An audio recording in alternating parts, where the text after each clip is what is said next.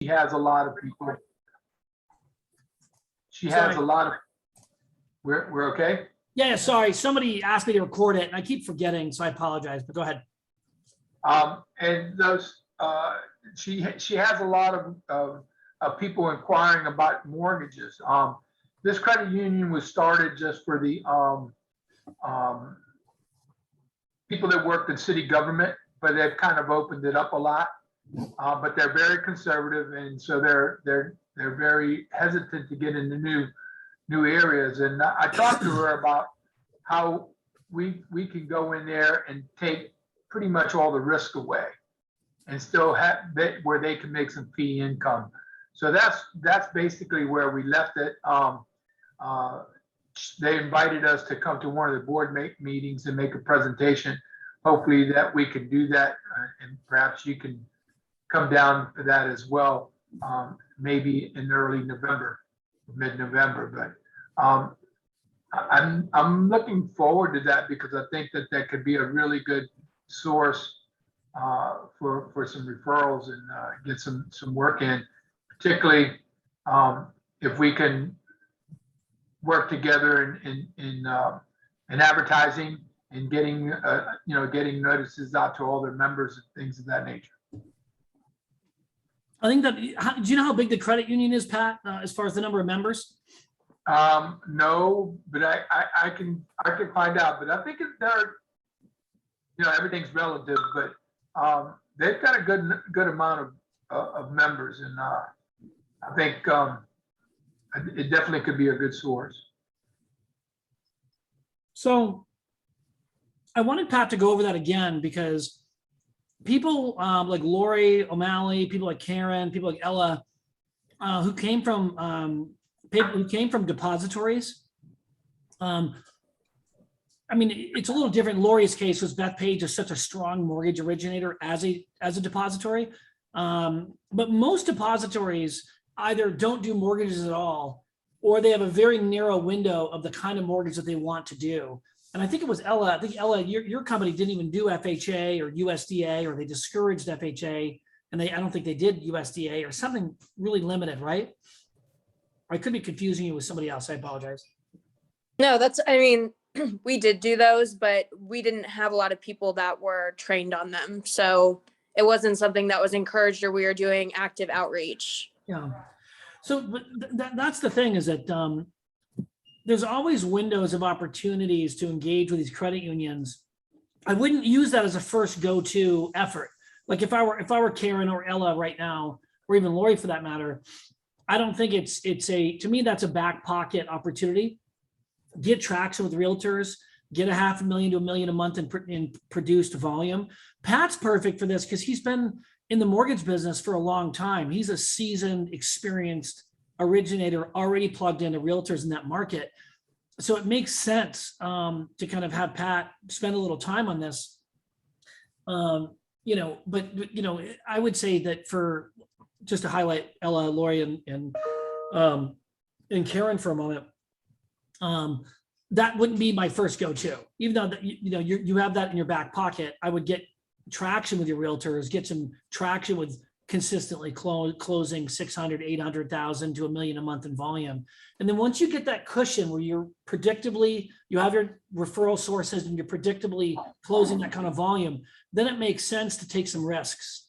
Okay. And those are kind of risky plays because it takes longer. It's going to take us maybe at a minimum 3 months, at a minimum, maybe 4 to close this deal with the credit union down the Keys.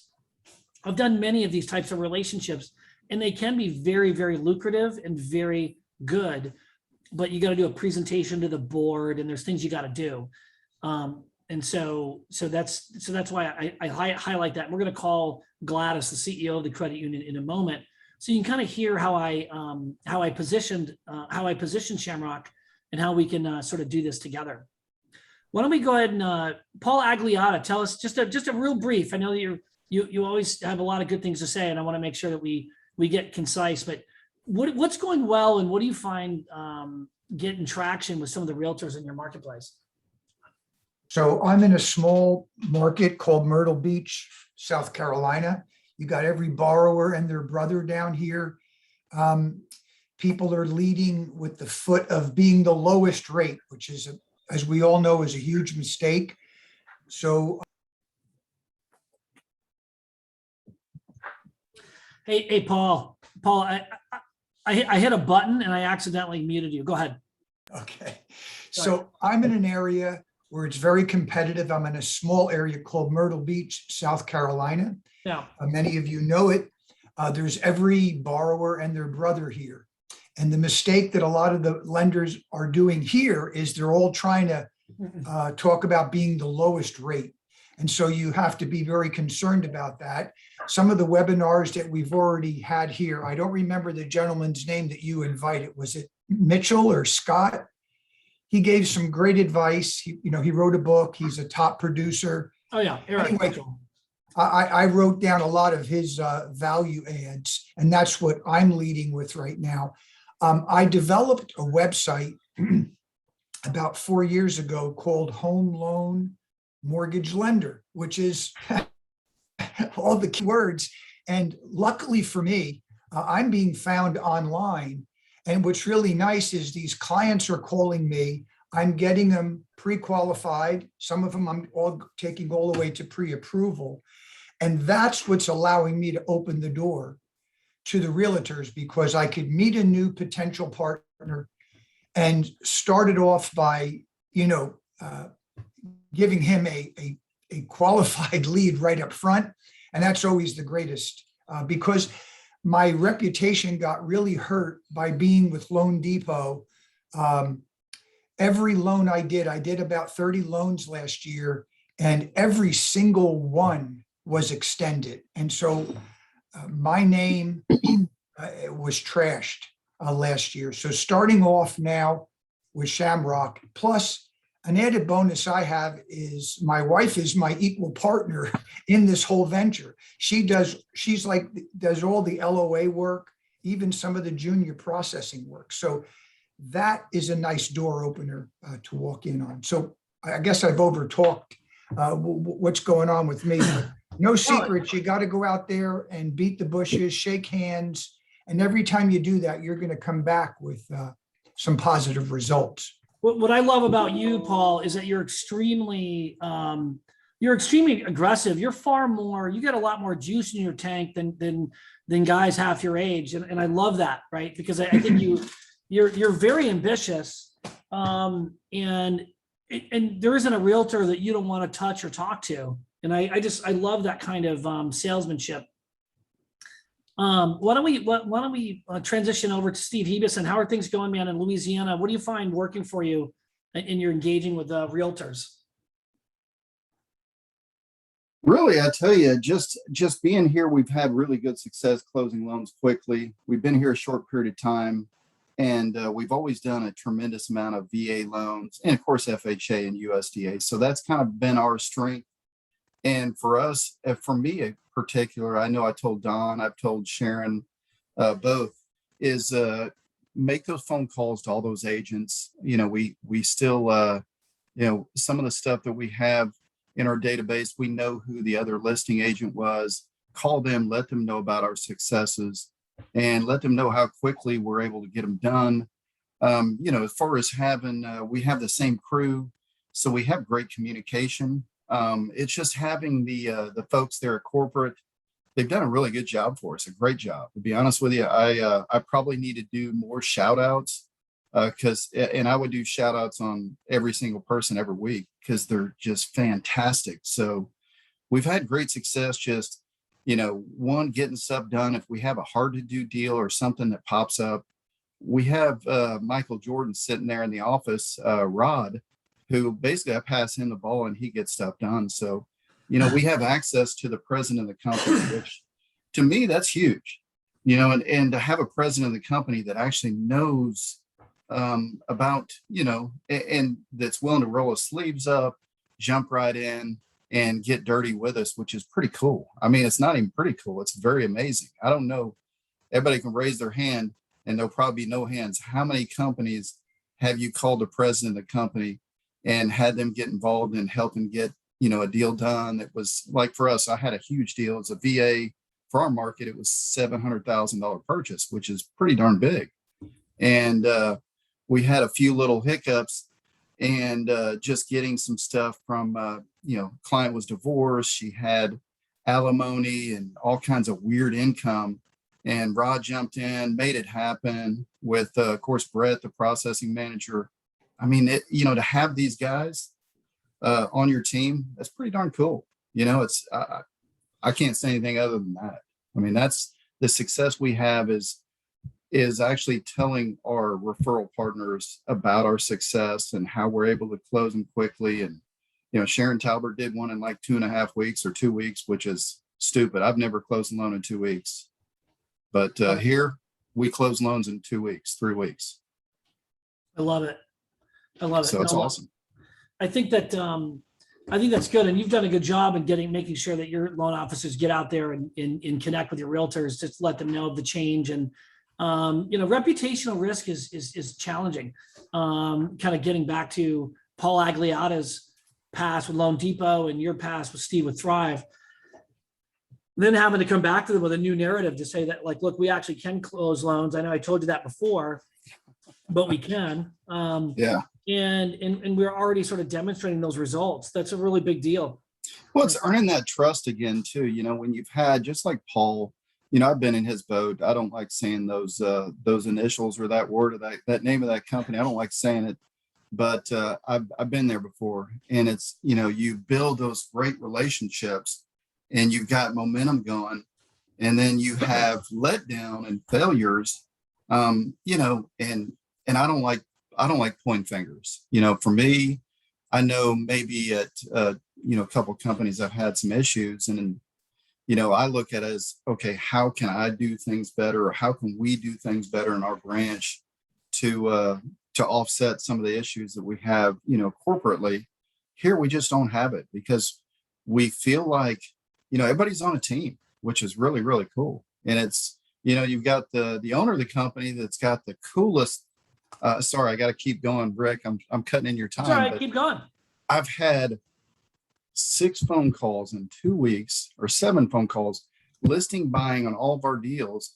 They're calling up saying, I got a call from the owner of the company at Shamrock, and they're like so impressed. And it's a cool thing. And I know it's that slide dialing. It's very cool, but these agents, I've able to build relationships off of it now because they're like, wow, president of the company called to check on me and thank us for business. And it's I thought it was really just a phone call that I was like, I don't know how he makes all these phone calls, but it's pretty slick. So at any rate, that's all I got to say about it. I love it. I love it. Why don't we go to Carlos? You've been super active with some of your realtors. Like, explain for the group here how you get invited to go to either these shows, conferences, or these open houses. And how do you structure your week? Because you do seem to be kind of all over, right? So, Yeah. so how do you do that? And then explain the results from those, some of the leads you've gotten from these opportunities. Well, just this weekend, I attended 5 open houses this weekend.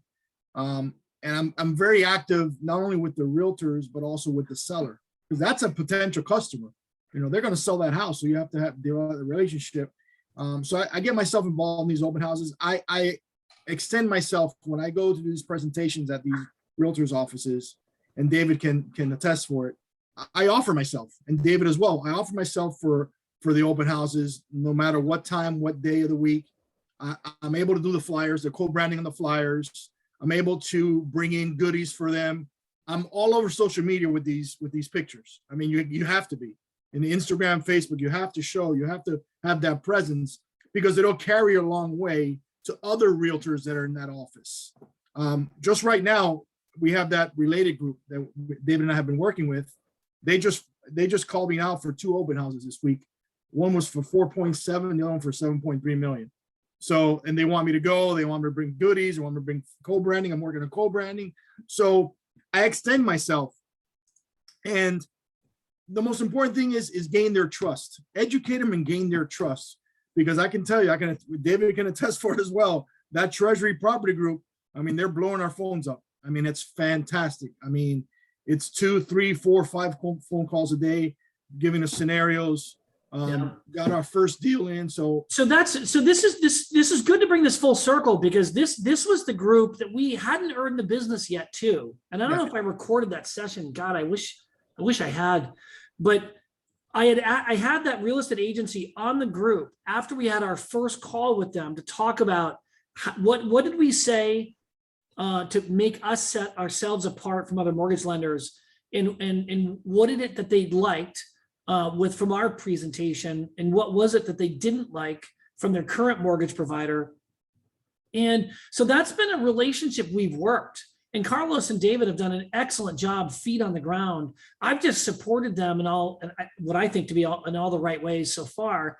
But they've really just done all the heavy lifting to making sure that relationship really, got rooted. And now all of a sudden they're getting flooded with leads every single day, right? That's an absolutely perfect, like Karen and Sarah and listen, Lori too, listen to this, okay? Because when you guys go deep with these realtor relationships, you're gonna find it's like being a nurse to try to find that vein. Once you plug into that one vein, the blood just starts to flow, right? You might miss a few times, but once you actually get it, the blood will just start to flow. And I've always said you get 2 or 3, and Paul Sammons is an expert at this. He's got his half a dozen realtor relationships, and they just constantly give him business. Like Paul's at a point where he doesn't even have to get dressed in the morning. He's going to be, in his boxer shorts and a t-shirt on his couch, and he's going to be throwing leads into this or loans in the system, because he's earned that. All the sweat equity he put into the feet on the street, building the relationship, doing happy hours, there isn't a weekend I think Paul's worked that I've known him, that he's worked for Shamrock, that he hasn't been doing open houses, right? And I don't know, and let me ask Paul, this is actually a question for you, Paul. I don't know, I didn't coach. Sure. Do you coordinate that with the listing agent in advance, or do you just find out what open houses are on Zillow that says, hey, this is an open house, and you just show up?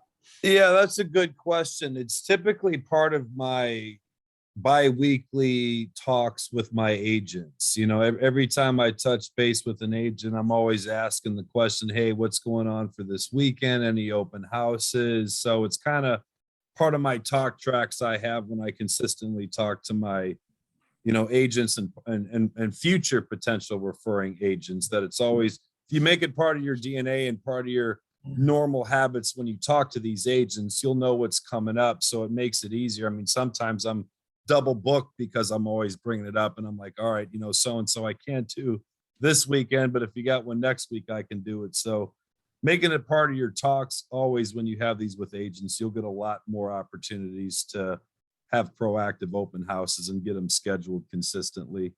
I love it. Del Paul, would you discourage somebody from just showing up to an open house without, unannounced, or would that be bad tact? Yeah, be careful there. Maybe they have another LO, and it's just, I don't think you need to resort to that. I think there's techniques and strategies to where you can have a consistent, weekends filled with open houses without needing to show up, Rick. So I love that. So one of the things that Paul's going to be doing is developing those, he calls them tracks. You call them tracks, talk tracks, I think is what you said. Yeah. Yeah. Sure. He's going to be organizing these in a more formal way. So that way, because it'd be great. I'd love to get Ella on the phone talking with as many realtors as she can. She lives in a huge market, to say, look, I'd love to get to know you better. I'd love to attend some of your open houses. Are you okay with that?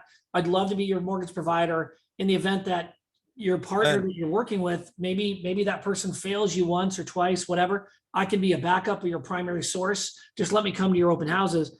I think it'd be just great. And if I can add something, Rick. Yeah.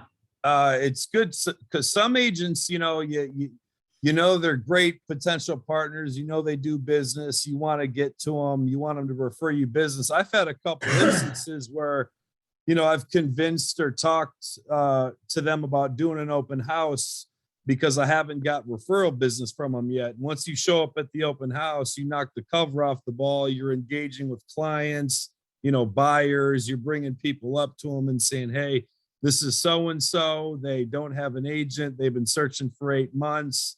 and do intros like that, and they see your personality, kind of flow. There's been a lot of agents where I've walked out of an open house that hasn't given me business in the past, and they're like, wow, you're really good. You're strong. You're funny. You do this, that, now I feel comfortable referring Yeah. you business. So it's more the FaceTime that you Love it. can leverage within the open house. I mean, it's one thing to get, go to an open house to try to get potential customers and buyers, but at least 50% of the reason I do open houses is to get that relationship established with the agents. I love it, dude. And plus, people want to know that if they see you out there working hard, they will know it's a visible like piece of evidence that you're going to work that hard for them implicitly. So they see Paul hitting the street. Paul's professional. Paul did a few weeks ago and he was running around with a realtor giving out like on an ice cream truck, giving out ice. It's a little bit creepy, but at the same time it was powerful. It was literally in a white van ice cream truck, and Paul's this 6'5" dude, like handing out ice cream cones to little kids in the neighborhood. But it's brilliant because that's the kind of stuff people will talk about that in Boston all over because it's quirky and it's awesome, right? And people are like, I want to work with a guy like that who's smart, fun, engaged, and he's hardworking. Pat Labrada, you mentioned, you said, can I say something on the string? I just noticed it. Go ahead. Yeah, I just wanted piggyback on what Steve was saying about Rod. I've got it's not a really difficult loan, but it was under the gun.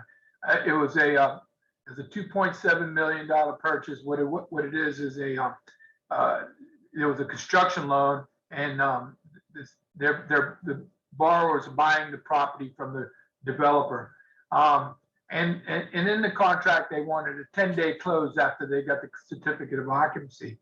And the realtor who is a partner in the development has just been a little bit difficult, pushing for closing and everything. And last week, and I hate to take up a whole lot of everybody's time, but last week when I was in Vermont and I was kind of I couldn't get cell service or whatever, and I talked to Rod. Rod said, give me her number. And Rod called the realtor directly, who has a little bit of a reputation of being difficult. And Rod smoothed it over, texted me back, said I had a great conversation with her, and we're all set. We're gonna close it on Wednesday, one way or another. We're gonna close it on Wednesday. So I'm giving a shout out to Rod because he took the bull by the horns and called that lady and smoothed things over, and I really appreciated that a lot. The other thing that got people that live in coastal communities, I think Steve had mentioned it. We're going to have an issue here with flood insurance. So one of the things is what really important that we close this loan on Wednesday is because on Friday, if we don't close, her flood insurance is going to triple. And it's pretty high as it is. So we have to get that closed by Wednesday or Thursday. But if y'all are not aware, if you live in coastal communities, FEMA's new 2.0, it's gonna knock the heck out of us down here. I don't know how it's gonna affect the rest of the country, but it's really, really gonna affect us down here. I'm sorry to take up your time. No, dude. When you, it's like E.F. Hutton, right? When you speak, everyone listens, Pat. So, Rod, listen. Yeah, that's right. No, Rod. Like, Rod. When Rod talks, we listen. Yeah. No, Rod is one of the best executive operators that I've worked with. He's a rare find, and he's a good dude. Let me just point out one other person, Karen Dwyer, our freshly licensed loan officer who passed her exam a week ago. Sent out a company email about her. I was super proud of her. What do you find working with you? Do you find yourself gaining some traction? Yeah, absolutely. In fact, I was going to share a story about, I just got this referral, and it was a previous client of mine. He's buying a home, and So there are two real estate agents on the transaction. And I kept, anytime they would text, call me, send an email or whatever, I would get back to them immediately. And both of them have reached out to me and asked to go for coffee. So I thought that that was really great. I feel that they really felt my presence and that I was there for them, and that I'd go above and beyond for them. And then the other thing too that I found that's working really well is whenever I get a pre-approval, one of the first things I ask is if that person is working with a real estate agent. And I have one real estate agent that I give the majority of my first-time home buyers to. He's very gentle and kind and has a good sense of humor. And he has a son that works with him too. So his son will work like with some of my younger clientele. So, I'm finding that that's working really well. And he's invited me in to do an office meeting to get in front of his whole staff. I think he has, I want to say like 15 real estate agents. Yeah. So, I think that definitely it's gaining traction. And I feel like I think that the real estate agents really are kind of starving for loan officers that they know that they can know, like, and trust, and that will be there for them. And that you actually pick up the phone. Like when I get a purchase transaction, I make sure that real estate agents name and number are in my phone. So when I get a phone call, their name pops up. And I make sure that I take that call no matter what. I love it. I love it. Why don't we go ahead and this is good stuff. I appreciate that, Karen. I love seeing you get traction and get yourself out there. You're one of the more experienced loan officers. I love your background in your coaching background. And I think you're one of those evangelists that need to be out there. The more people you talk to, the more business you're going to get. I think it's going to be that much of a correlation. But I love it. So what I'd like to do, unless there's anything else anyone wants to say, what I'd like to do is just I can give a quick update in Miami or Maine, and then Carlos give a really quick update on the West Palm Beach. I said Miami update social, but it's West Palm Beach. But in Portland, Maine, we're going to do one on the 27th of October. Anyone really could go, quite frankly. Paul's going to go up, I believe, up there. Myself, and then Joe, not Dwyer, Drew. Yeah, Joe Drew is up there in Portland. And our goal is to try to get 25, 30 agents in a room, and we're going to do a social. We'll spend probably about $1,000. And again, the objective here is to go deep with our realtor relationships. There's one realtor group that we're doing a lot of work with. And we've invited them down to our corporate offices. We did some video. So I had them produce 3 videos. One is for them to showcase their own real estate agency so they can use it for recruiting purposes for other agents. 2, I wanted them to do a video testimony of what it's been like to work with Shamrock Home Loans. And the third piece is for them to do a video, consumer direct, for them to just send out, like if a consumer lead goes to them as a real estate agent, what's the very first thing you want to say to them to be able to prepare them for the home search and the real estate process? But I invited them to our corporate offices to do that filming. Okay, so and then I had them meet with our underwriters, and I had to meet with our head of underwriter, and I had to meet with Rod and Dean. And so now I'd be shocked if we didn't get all their business. Okay, we're sending our videography crew down to West Palm Beach to do the same thing for Carlos's real estate agency down there. Now, we wouldn't do this for every real estate agency. These are large agents. These are large groups of agents. The one in Maine's got 56 agents to it, and Carlos's is right around the same number. Okay. The point is, these are big real estate agencies. And so given the scarcity of resources, we have to prioritize, agents that could really work, that if we could earn a bulk of their business, that would translate for increased volume for you as loan officers and the company at large. So that's the 27th, that's going well, and I'm excited to do it. And then on the 21st, give the update on West Palm Beach. That one's going to be a huge event. we've ordered a secondary set of invitations. So I would see, I wouldn't see, we have more about 60, 70 people attend that event. It's going to be huge. Yeah, the bigger the better. And And then, one what I want to mention is it's very important that if you do get an office, you do set up an office and you become their preferred lender, you got to be there. You got to be there 2-3 times a week because the business is not going to flow that way. You got to be there. You got to be in their face. You got to show that you have interest in helping their clients, because once you do that, you've got a client for life. And David and I have been there. We go there 2-3 times a week, and we're there and we're getting business 2, 3, 4 deals every time we go there. So, it's proof's in the pudding. You work hard. It takes time to get it. It took me 2 months to get that account. But once that I got it, it's just like, it flows. It just flows. So and what I love of that is a really good case example of how things have worked. Because that was one of those, like, it wasn't a cold call because you had a prior working relationship with Right. Hugo, but he hadn't Right. given you any business. And so, because he was working with another lender, Hamilton or something like that, right?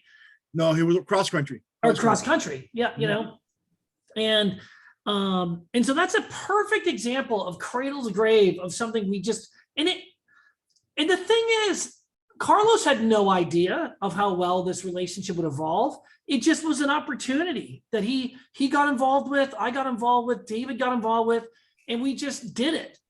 And now he's getting, 3 to 4 phone calls a day with pre-quals and opportunities to engage with their buyers. I'm telling you, this could blow up for each and every one of you. And these are the types of strategies that we're going to put in place. This is why Paul Salmons is going to be so important for us, because I can't, I'm going to do the best I can to work with everyone, but Paul is just going to be able to extend the company's capability and your capabilities with these strategies. So why don't we go ahead? What I wanted to do is make some cold calls. We haven't done that in a few. We got about 15 more minutes left. Are you guys okay with that? We can start making some calls with some realtors. Okay, I guess the silence.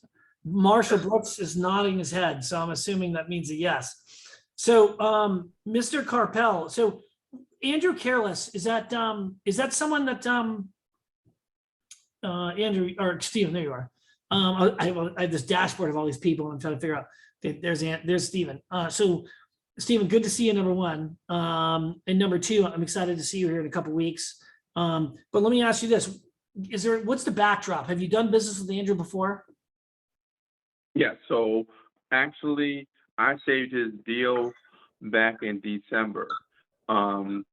He had a VA contract, and for whatever reason, whatever lender they chose wasn't going to get the deal done.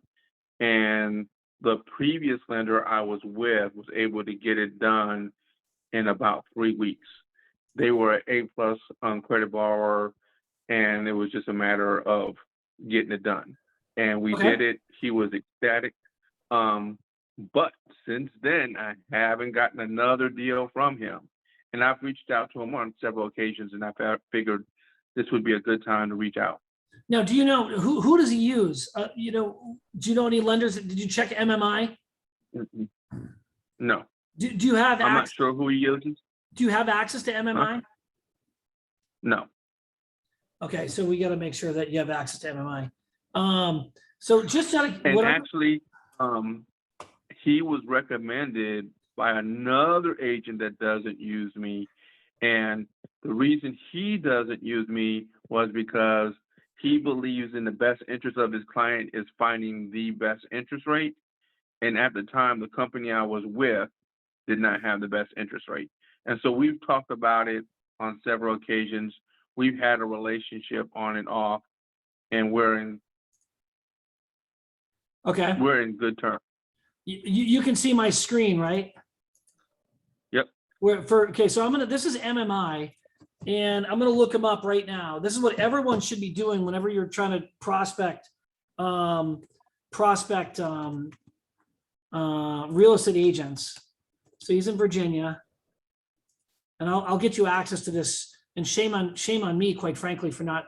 So I don't get any information on him. Andrew Careless. He says Carlos. But it's CARELESS. Yeah, but it's spelled careless, but But I don't think he wants to have as an agent a person who cares less. So if he says Carlet. No, fair enough. Yeah. You're funny. Let's see here. Yeah, I care less. I'm the careless agent. Agent tracking. I'm curious as to why I can't seem to find. I wonder, you don't happen to know. I'll just give him a call. Does he not do a lot of volume, do you think? Is he in, Oh he's in no, Virginia? he's a pretty good producer. Carless. Oh, you spelled it careless, CARE. It's Carless, CRLESS. So there's no E in his last name. Oh, Did you see my screen? yeah, I see it. So he sold 13 properties, this year, which is pretty decent. And so the Stephen Carpel, see how your name's right here, Steve? Uh-huh. This tracks every loan officer he's ever used. So he's done 4 deals with Caliber. Teresa Rutherford. Do you know who that is? I know of her, yes. And so when I call her, I'm going to have this in mind. Okay. This is good because it gives me the listings that are under. He's got 1 active listing, at least according to the system. And he's got a bunch of buy sides. So this is perfect. So now I have the confidence to call this guy knowing a little bit about him. So I'm going to give him a call.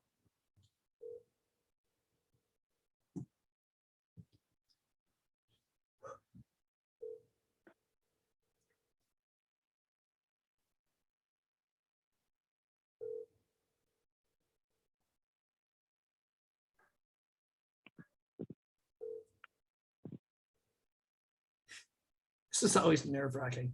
It's nerve-wracking for me, let alone for anyone else.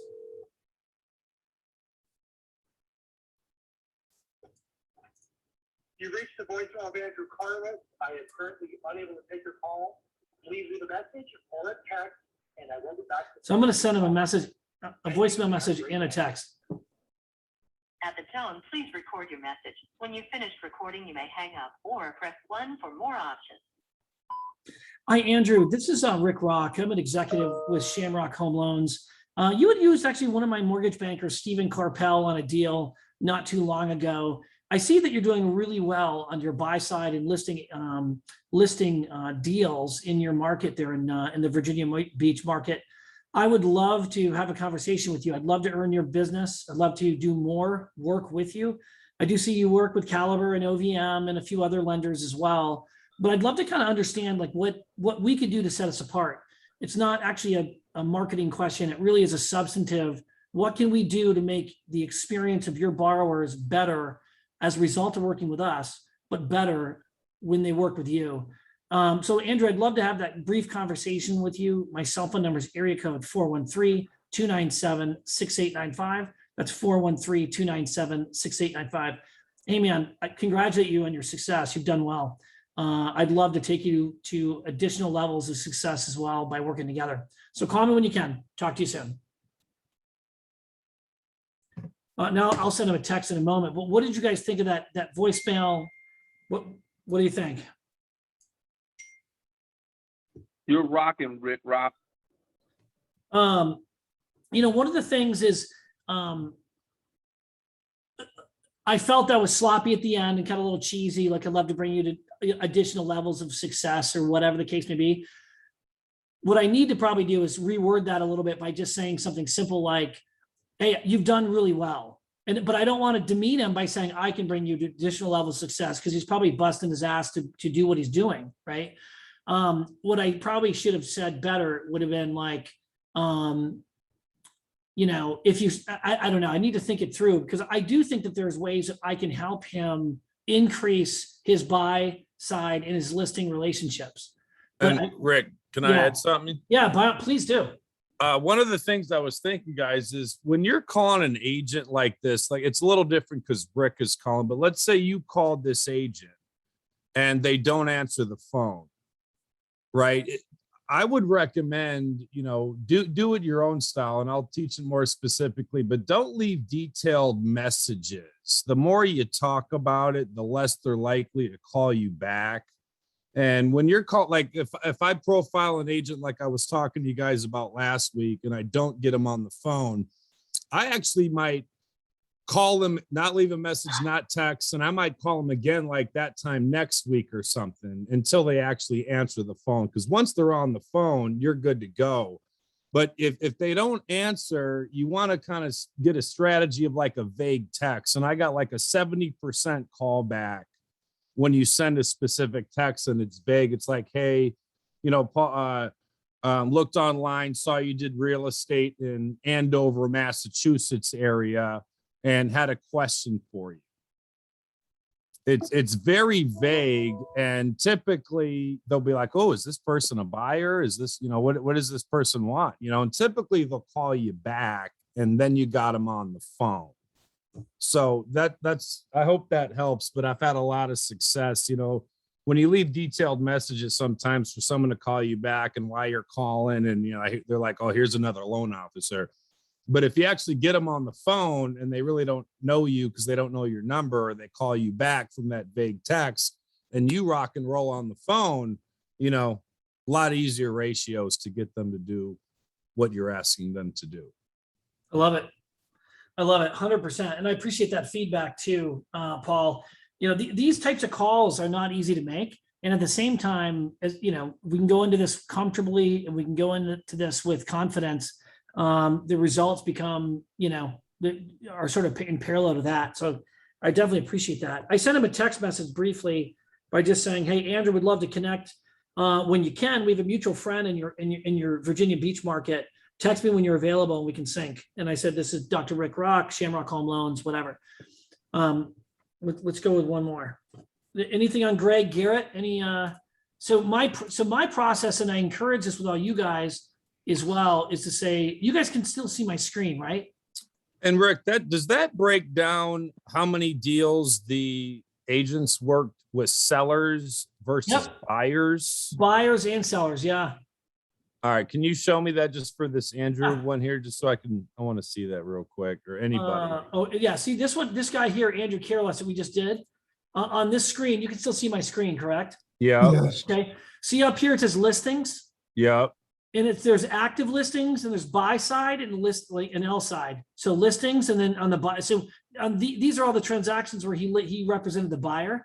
See, that's what you guys want to focus on, right? Because if a certain agent or something has 75 deals done with sellers and 0 done with buyers, or Correct. 1 done with buyer, what are you going to do with that person? But whoever profiled this, that's literally an ideal person to call on. So 3, 4, 5, 6, 7, 8, 9, like 10 or so, 10 deals a year with buyers. Perfect. You want 10, 5, 10, 15, 20, 30, 40 as you go along your career of agents that are referring you business that do this volume. Absolutely perfect person to call. Yeah, I love it. So yeah, that was Steve Carpel in Virginia Beach. He joined us 2 months ago. Was it 2 months ago, Steve, or was it in August? Was it in July or August? It was late July, so you might as well say August. Yeah. And that's a good job. And guys, think about who you're calling. I know we talked about it last week, but some of these you might actually look some of these people up you've called in the past and be like, well, you know what? I probably shouldn't even have called them. Right. So it's one 100%. thing.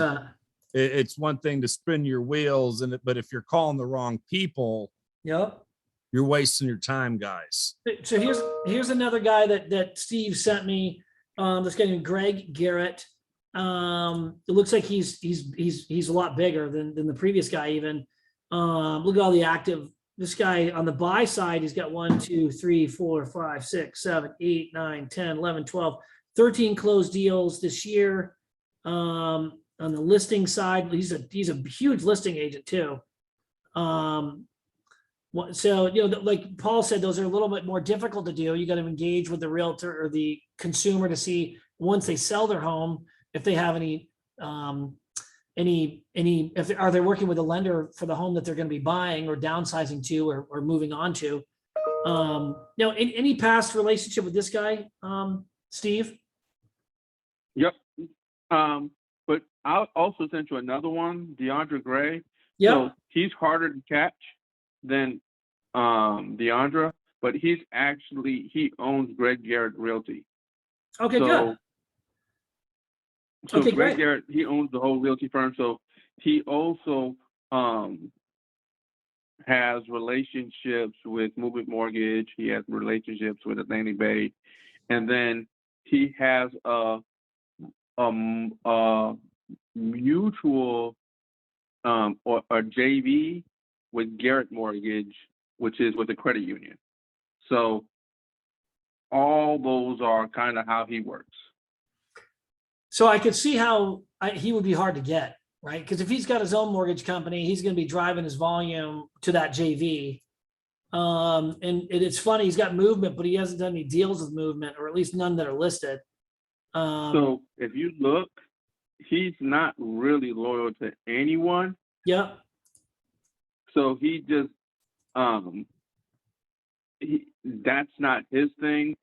The relationship with him would be to get in the door and work with all his agents. Sure. Yeah, well, let me give him a call and we'll see where it goes.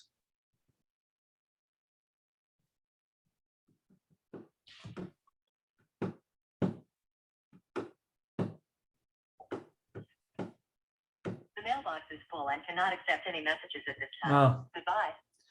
So I'll have to shoot him a text. He probably leaves his mailbox full on purpose.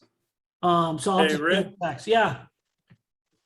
I've got a kind of a statement. If you go back to this guy's listings for me, if you will, Yep. this may be helpful to some of you other guys.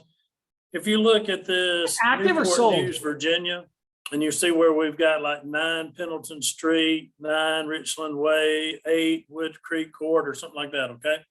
Yep. Here in my hometown, we have a huge development called Town Lake. But in Town Lake, you have Town Lake Hills. You got Town Lake Hills North, East, South, and West. You've got like different divisions of this area of Town Lake, but it's still considered Woodstock, Georgia, okay? But you know, when you see Peekaboo Street, you know that Peekaboo Street is in Deer Run subdivision. In Deer Run subdivision, that's where the mayor of Woodstock lives. It's more pronounced than some of the other Town Lake developments. Yep. And therefore you could go in, and who is the queen of Deer Run subdivision? Her name is Sarah Terrell. She lives in that subdivision. She's a realtor, and everybody and their brother knows her. She's like president of the homeowners association on that. But if you went into that Terrell team's book of business like this, you'll see that she fishes in the same pond every month, every day. Okay. She may venture over downtown Woodstock, maybe get a little something on referral, maybe get over in Alpharetta somewhere, maybe get 1 or 2. But if you look at her book of business, you're going to look at that zip code and that 23106 or 23109 or whatever, you're going to see where this dude is fishing. So when you call and you talk to this guy, you can say, look, you know, I see you've got 9 listings over there in Town Lake Hills South. I know you're over there competing against Sarah Terrell. You know what? Boom. Let me open this up for you a little bit. I've been trying to get in there. We just did one on Bradley Drive. We did another one over here on Seminole Circle. And you know what? I've got my feet wet this past month on those 2 over there. But you know what? Even my agent that I worked with was still kind of scared of you, Sarah. Your name came up 2 or 3 times while I'm even working with this other realtor, you know. So again, you know, yeah, you're giving them an ego boost, but it shows that you know what you're talking about. That today, if we were fishing, it is blue skies with clouds. You're a spinnerbait fisherman. Let's talk about spinnerbaits. You just talk about Town Lake Hills. Let's talk about Deer Run subdivision. Let's talk about Elm Court in Chesapeake, Virginia. Well, you know what? That's over there in the Bradley subdivision. Hell, my sister-in-law lives over there, and I've been trying to get some traction in over there. I would love to work with you on that one listing over here on Bradley Drive. Yeah. You know what? My family lives there. And so again, it's just taking some of these specific, you know, when you've got 22 listings, but you could take some of that and divide it by 45 and go in for a direct target with this guy and say, I agree with Paul. Hey, I need to call you on 2306 Chesapeake Bay. Call me back. Boom. The guy calls you back like, who are you? What did you want and everything? Yeah, Chesapeake Bay. This Marshall Brooks with Shamrock. and do your lead in. But that is what I agree with Paul in his voice message, is that it is short but sweet, but it's a direct target at a direct thing that guy's going to call back and say, oh, that's one of my listings. Yeah. You know, he may know it right off the top of his head. He may have to go in his computer and think Chesapeake Bay, which one is that? Okay. He's Well, gotta- but at least I agree with what you're doing, Rick, in the long message. But I kind of agree with Paul on this, is getting into this MMI. And when you're talking to that agent, make it about his business and one of his targets, and have him call you back in response to that particular address. And What do he's you got a- think, And Rick, Paul? if I can This add guy's to a- that. This guy's a huge, this guy's a good, he's got a good sized real estate agency, Stephen. Go ahead, Paul. Marshall, that's perfectly said. And if you guys remember last week, that kind of gets back to that profiling I was doing. So obviously, before you call an agent, you got to MMI him, right? You also want to look online. We talked a little bit about it last week to get talk tracks with these people. Look at their online profile that says all about them and their history, where they went to school, you know, what sports and activities they play, friends on Facebook. To Marshall's point, you can always, even that's one technique, and it was brilliant. Looking at the addresses, and my cousin lives here. That's all beautifully said by Marshall. But if you can't make any correlation when you're calling these agents to the addresses in MMI, their profile and friends in common and a lot of stuff you can find online will give you those not natural talk tracks to have to kind of loosen them up before you ask for the meeting. I love it. This is good. So I just sent him a text message. I found the number you gave me, Steve, was his office number. And so what I did is I found the website, looked the guy up, got his cell phone number, and I'll probably email him afterwards. But this guy's legit. This guy's got a lot of agents. And clearly he's a pretty sophisticated guy. I'd be curious to, but sometimes they have it so dialed down where these guys are become more difficult to really get to build a relationship with. But sometimes, have a Rick, you can relationship take with him. another step on that. Like, if obviously the head guy's difficult to get in touch with, right? But you can always kind of start picking off agents that work for them, get meetings with those people, and then get to the head guy or head whoever it is, right? So when you're MMIing, obviously a broker or someone's the home run hit, but those are tough to get meetings with. If you got a great firm and you got all the names of people within the firm agents wise, look all them up in MMI and see if you can find an agent within that, like we were talking about last week, 4 to 25, 4 to 30 buyer deals a year, get a meeting with that person, and then earn the right to get up to the top. Yeah, this guy is really smart because what he's done, he knows he can't. So he's got his JV with the local credit union, which is fine. But he also knows that for compliance purposes, he needs to provide his consumers with more than one. And it's not uncommon where they'll offer 3, right? So and that's exactly what he has. He's got 3 options he offers to consumers. So he basically pushes the direction toward his credit union when when the consumer doesn't want to work with that credit union, or it's maybe a jumbo or some product that the credit union doesn't offer. He kicks it over to Prime Lending in Movement to do. Go ahead, Stephen. So Rick, this girl does 85% of the business. This girl by Movement, Uh-huh. Kim White, Say that again? No, it's interesting. So I'm curious to how much they obviously they pay to have this kind of MSA relationship. And more than likely he'll say, outside of individual relationships you can build with his individual real estate agents, for the most part, those are going to be one-off opportunities. Because it looks to me that they have secured contractual MSA relationships, which we could do as well. It's just we wouldn't get that much for it being the 4th in the list, but maybe we can get a deal or 2. Who knows? I'm gonna follow up with them. I'm curious. I'm curious just to understand. So the concept with him is a lot of the agents really are not loyal to Garrett Mortgage. It's just something he started probably a year ago, a year and a half. And I actually was part of Movement Mortgage and brought Movement Mortgage in there. So getting a meeting with him or having a relationship with him, I played basketball with him for many, many, many years. So he's accessible. It's just a matter of, is that something worth it? Most of his agents are probably 2 to 3 years, because after they grow big enough, they leave him to get a higher split. Yeah, no, that makes sense. So all those agents that you see, they're new agents, and he probably spends anywhere from 50,000 a month on Zillow leads. So he's considered a Zillow lead lender. Got it. Got it. I love it, dude. This is really good. This is good. It's good and it's educational, because someone like him is going to be a lot more of a longer kind of sell. It's worth doing, but it's just a longer kind of sell. I wanted to do one last call here. I know we're already over, but what I wanted to do, I told Eric, I wanted Eric Sanders to call, or I wanted us to call one of his consumer direct leads. And I'm going to call this lady right now. Now this one here is just a lead that's given to us. It's a lead that we probably acquired.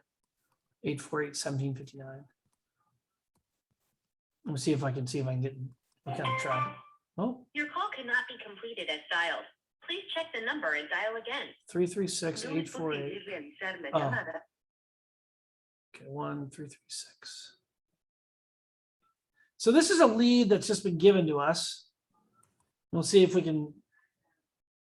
Welcome to Verizon Wireless. The number you dialed has been changed, disconnected, or is no longer in service. If you feel you have reached this recording in error, please check the number and try your call again. All right. That was easy. That's the only phone number he gave me. So what I'll do is I'll respond back to Eric. Hopefully this was valuable. I know that there's a remnant of people that are left on. Oh, Eric, you're still on. So Eric, that phone number didn't work. It looks like you're on mute or something.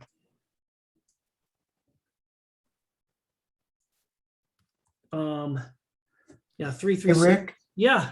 the address that I'm seeing up on top, the mmi.run / is that a 1 or an I? It's mmi.run. Just mmi.run is the website. No, but then it's / is it a capital I? No, ignore that. Oh, Yeah, just go mmi.run, and then Okay. it just takes you to the login screen. okay, thank you. Yeah. So did you get access to this? I'm sure I did, because I get, every now and then I do get an email from MMI. So I just didn't realize the value of it until today, which I really appreciate. Oh, it's huge. What's great is you can also, to kind of Paul's point, you can look up a real estate agent and you can actually get you can actually flag them. You can flag a real estate agent. So every time they get a listing or a closing, you get notified. It's an automated email or text message about a certain real estate agent. So it's just a way you could track. It's called tracking your agents, real estate agent tracking. Yeah.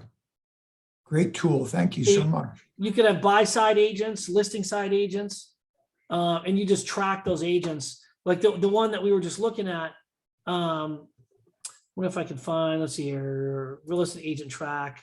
So you can look at top agents within a certain, like I can look at, what's your zip code, Paul? 29577 is where my office is. Okay, so last 12 months by here, and if I search, what it does, it's gonna list all the agents in that area by volume. And so here's this guy, Brian Piercy, and this is broken out by buy side and listing side. So this is the guy with the highest number of closed loan units on the buy side in your market. Or not, that's not the highest in volume. Here's one that's higher, the Jerry Pincus team. And if I click on the Jerry Pincus team, and if I want to track the Jerry Pincus team, I can hit track. And so every time Jerry Pincus picks up a listing, get notified on new activity. Yeah. And then it can email me. See Hey, that? Rick, Yep. hey, Rick. Hey, can you try my zip code? Because I've been working with us and it gives me places all over Florida. It never comes down. 3304. What's your zip? 33040. I know. For some reason, now all this is based on county records. Yeah, look, see, that's West Palm Beach. I know. That, I don't know why that's so screwy. it doesn't give anybody any name there that I know. I don't know the answer to that. Yeah, Here's Remax Keys Realty, Virtual Realty Group, Florida Keys. You know, you're in a really, really unique market, Paul, so that it's harder for me to troubleshoot that. yeah. Um, So really, I mean, this is a great tool, but I messed around with it a couple times and couldn't get it to work. yeah. Yeah, it may not work for you. I would say it probably has other utility. Because if I looked up LO search, who's that friend that you and I both know in the Keys? What's his name? Not Raymond. An LO? Yeah. His name is, and Oh, geez. Ruben. Oh, yeah, Concepcion, yeah. Right? So if I go to, Yep. so Ruben's here. Yeah, He's with a terrible lender. But he's got these agents. So here's this, Laura Ann, Marilyn, William Ravis, Amy Goodson. See, that doesn't make any sense. they're all outside of the Keys. You're right. Is this woman here is not in the Key West? I know that. I don't think. I don't know. This doesn't make a lot of sense to me sometimes. Yeah, So that just goes to show you that the data isn't perfect. Yeah, this person's, where's Ormond Beach, Florida? that's way up there around Daytona. Oh, okay, shit. That's up in Daytona? Yep. Strange. I don't know. Yeah. So it's not perfect data, but it's good leading indicators. Like I look at it as kind of like a good indicator kind of data. Last thing I'm going to do here is I'm going to call that CEO of the credit union for Pat, and hopefully she'll answer the phone. See if we can make it work.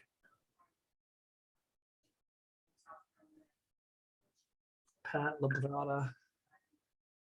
Want her number? Oh, shoot. You know what? I have her number. What am I doing? Here we go. I'm calling it. Gladys, right? Can't hear you. Gladys Bethel. Hi, is Gladys available? This is Rick Rock. Rick Rock? That's right. Where are you calling from? Yeah, I'm an executive with Shamrock Home Loans. She and I have a colleague in common right there in the Keys, right there in Key West. Give me 1 second. Thank you. What's her last name, Pat? You're on mute. Bethel. Yeah, Bethel. That's right. Right.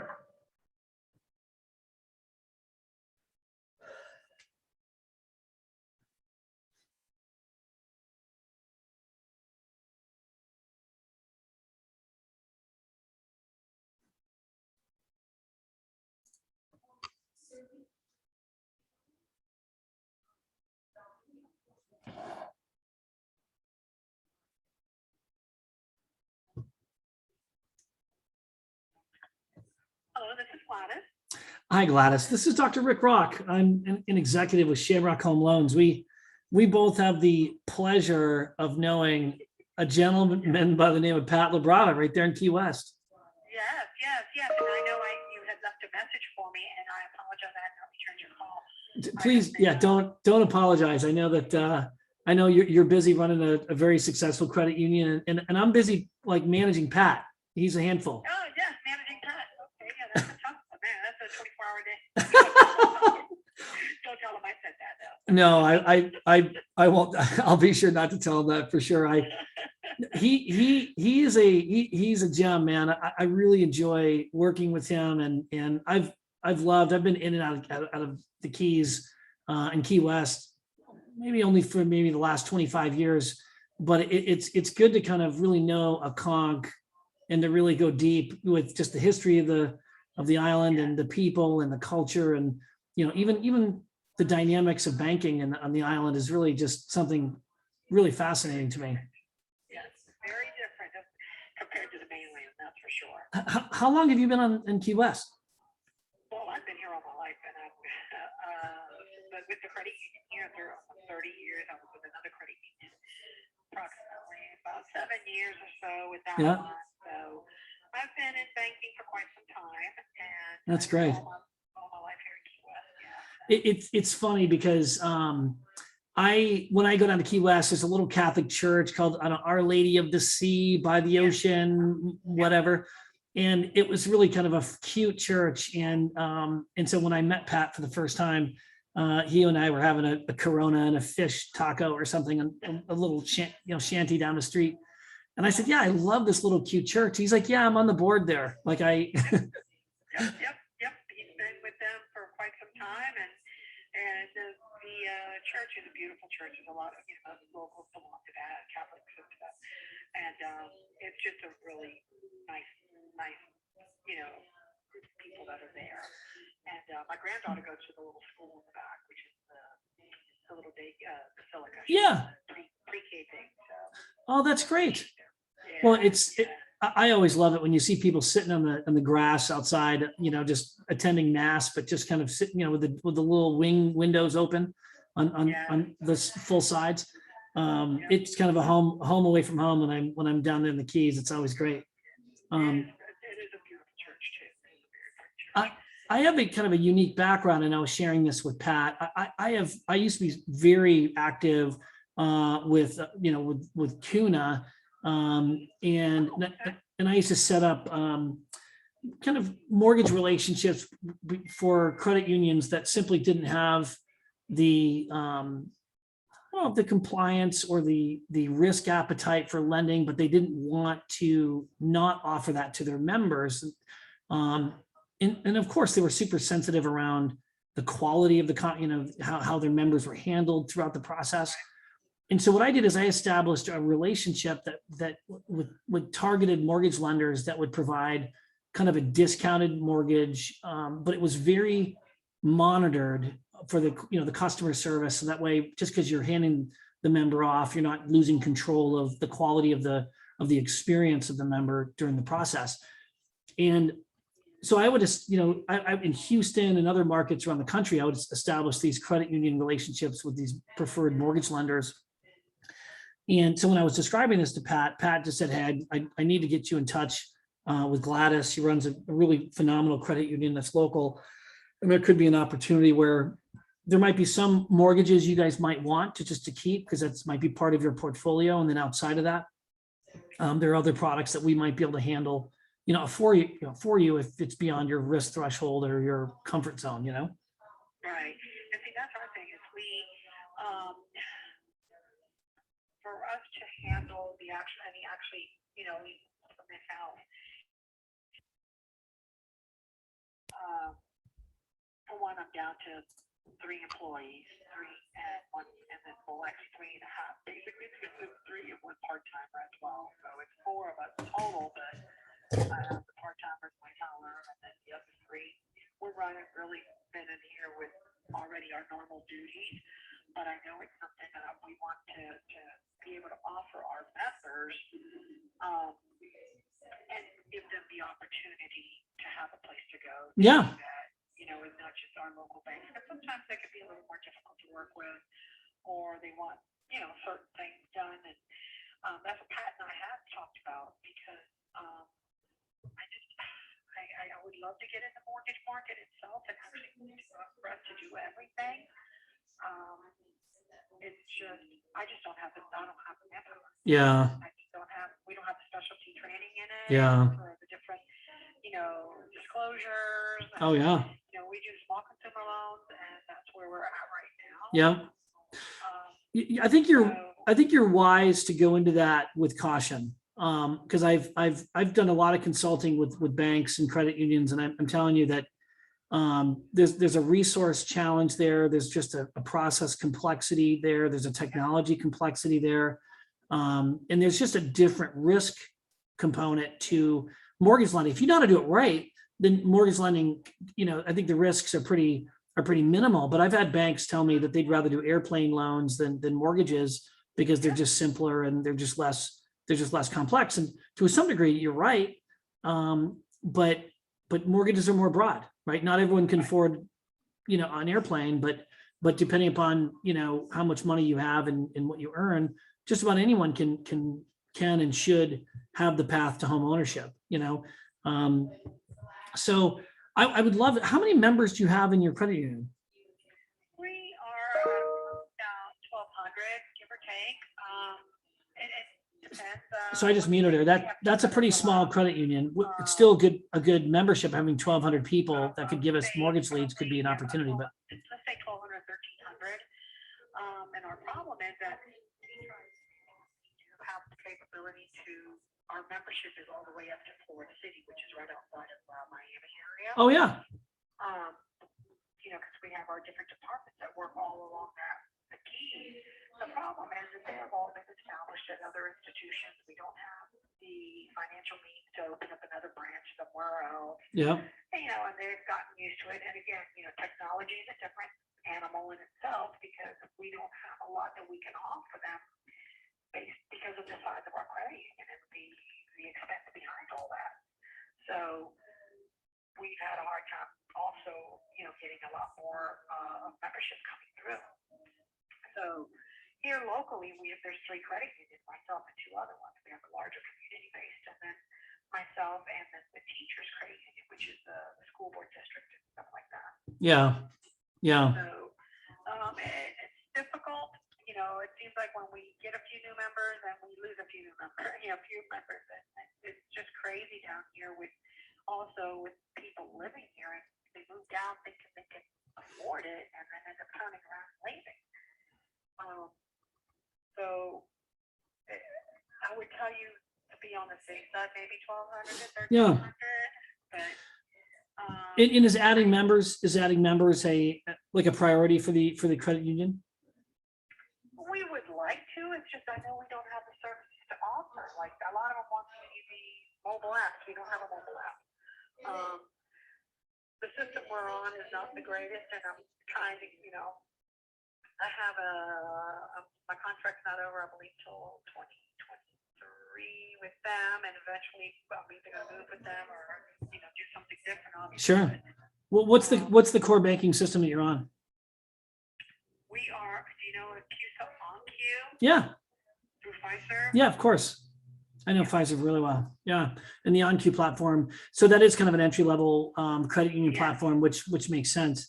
And then, yeah, look, I think that the mortgage piece is easy. And I think, as far as that kind of relationship, and I think there's a compliant financial relationship we could have for deals that we do close with you. And we could set that up as what's called a TPO relationship, so that at least you can, participate in the monetization of the closed loans that we do with you. And there's ways in which we can structure that. And then that additional money can get rolled into the credit union for other types of services you might be interested in doing for your members. But I'd love to talk to you about additional ways we can market or showcase, the credit union. I think getting an app and that sort of thing, I think would be an important thing just for scaling the services to new members that are further away from your footprint. Right. But And my thing is, like, what I was explaining to him is if I had, and whether it be a referral fee, if we referred our members to you, I don't know. My main goal right now is I'm trying to generate income. Sure. I'm sitting on a lot of money, and the loan demand is just so low. With the problems with the consumer loans are, you have there's a delay in manufacturing of cars and boats and all the stores, which is normally what we do always, hustling with those and moving those along, and people aren't buying. Yeah. It's not buying. They're not buying the cars right now. They're waiting, or one's on order, or they got to wait. And that's where we're struggling because our income has dropped dramatically because of that. Yeah. Well, I think on the mortgage side, I think we could help. We can help contribute or at least address that deficit by offsetting that a little bit. On a transactional basis. And from a compliance standpoint, we don't call them referrals, but there's just a definable amount of work, if you will, which I could explain. And we're actually paying you for that work done when that loan closes. And it could be, it could be as much as, 60, 70 basis points on a deal. And if let's say it's for just even numbers, if you're doing a $1 million deal, being able to bring in an extra 60 basis points or something could be helpful to the bottom line, or at least the top line. And Pat's he's a reliable, and Pat, right? So I'm confident in his experience to be able to get deals done with the members. And then once we get our foot in the door, we start doing the business, then we can expand the conversation, because I do think I can help you with strategies on helping increasing membership. And then even I know a lot of guys at Fiserv, I could certainly help you with discussing ways that maybe they can, I'd have to look more deeply on the actual version you have with OnQ, but I'd love to figure out ways that we can get you roll out a mobile app, because I think that would really be a game changer for your membership. And it just changes the conversation quite a bit when you're talking to prospective new members, Right. So let me do this. Let me circle with Pat. I'd love to email you some information on Shamrock. We are one of the oldest independent mortgage banks in the United States. We kind of specialize in coastal communities. We're based up in Providence, Rhode Island, so we're right on sort of the ocean. We do a lot of business in Cape Cod. We have offices down in Virginia Beach, Myrtle Beach, obviously Miami, down in Key West. So you're in kind of a market niche for us that we can really help support the unique characteristics of your members. Yeah, definitely. Send me what you have. Send me some of your literature on it, and then I can also run and start kind of breaking the ice with my board of directors as well. Yeah. Of course, they'll have to approve anything that we decide to do. Yeah. But definitely send me whatever you have that you can provide them. Yeah. I can give you an outline of what a relationship could look like. I've done dozens of these types of relationships. And then at the appropriate time, I can certainly come down and visit and meet with your board, kind of, help you kind of explain it. So that way there's less sort of back and forth with it. And because I think if the broader objectives are to continue to add, value to current members, and to expand your service offering to be attractive to future members. And then I'd love to be able to figure out ways to increase your membership too through this relationship. I think it could be kind of a win on three fronts. Gotcha. Yeah. Let's see where it takes us. Definitely, we're open to it. So, and whatever you can get to me, I would like to kind of take a look at it. Do you have other credit unions that participate with you? Not with Shamrock. This would be the first one that Shamrock would be doing. I joined Shamrock's board about a year ago, and I'm on their leadership team. So this is old hat for me. I've done dozens of these kinds of relationships, and I have template agreements and that sort of thing. But for Shamrock, up in New England, our core footprint, we tend to be in core footprints where they're very dominated by depositories. And those depositories tend to be very aggressive on the mortgage side. But we tend to compete more in our core footprint with depositories, as opposed to being their mortgage wing. But as we expand, there's different markets around the country where, especially in the Midwest and the Southeast, Louisiana, and other markets where the credit unions tend to be smaller, they tend to be, their services and their offering tends to be more constrained. So the need is greater for this kind of relationship. you know. So I can certainly outline that for you, and we can hopefully maybe set things up for a discussion with some of the board members. Okay, yeah, definitely. So, do you have my email by any chance? Did he get that to you? I don't, I think I do. In fact, no, I do. Yeah, Pat's he sent that to me. I wanted to talk to you before I sent you anything by email, you know, because I didn't want it to get stuck in your spam or it's No, all, no, absolutely. yeah. Absolutely. It's always nice to hear someone's voice. I could have sent you a text message, but I preferred to hear your voice. Oh, thank you. Yeah, so yeah, whatever you want to send, I'll take more, some time to take a look at it, and just bear with me this week and next week only because I'm dealing with auditors, federal auditors, they're the fun ones to deal with, so we're trying to get through my audit, so. Yeah, well, is this which audit is it? Are you regulated by the Florida OCC? I'm sorry, you're breaking up. What was that? Are you state chartered? No, federal. Oh, you're federal. And is this your annual audit? Yes. We go to, normally we have about 2 or 3 audits a year. Yeah. We have a private audit, then we have what they call BSA audit. Yeah. We do our federal audit as well. Yeah. Well, God bless you. Yeah, it's taken a toll on me. I'm getting a little old for this already. Hanging in there. Well, I encourage you with all kinds of well wishes, and I will do the best I can to support you emotionally, and if any advice I could give you, I'd be happy to give it to you.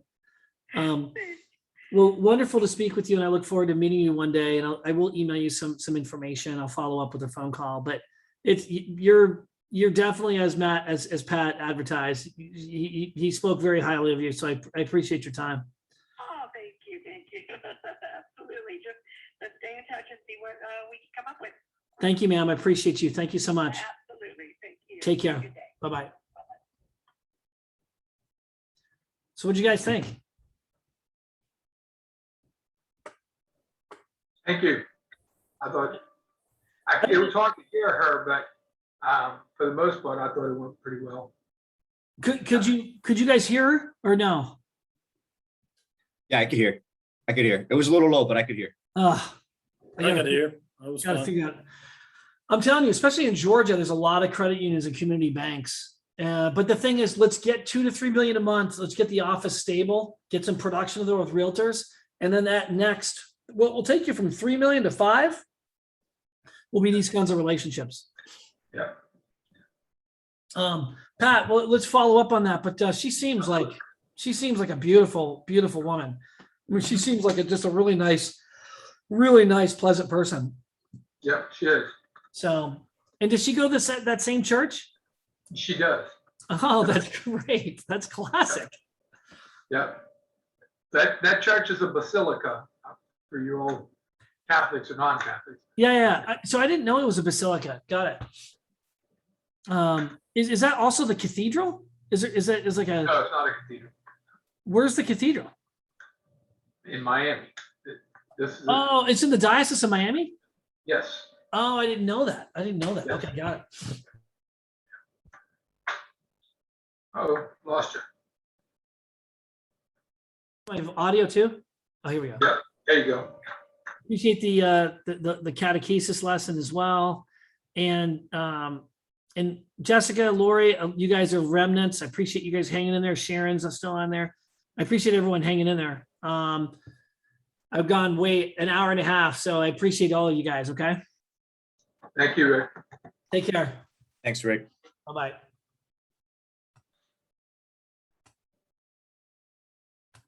That was awesome.